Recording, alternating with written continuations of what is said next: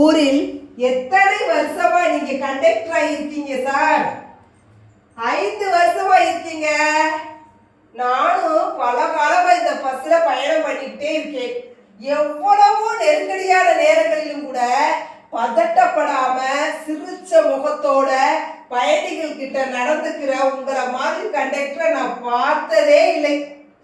அதற்கு கண்டக்டர் சொல்கிறார், தொழில்ல எவ்வளவு டென்ஷன் இருந்தாலும் மனசை லேசா வச்சுக்கணும் சார். நியூராலஜிஸ்ட் நிபுணர்கள் என்ன சொல்றாங்க தெரியுமா? என்ன சார் சொல்றாங்க? மனுஷன் புன்னகைக்கும் போதும் சிரிக்கும் போதும் மகிழ்ச்சிகரமா இருக்கும் போதும் உடம்புல ஒருவித அலைகளை உண்டாக்கி நியூரோபெப்டைடுகளை உண்டாக்குமா.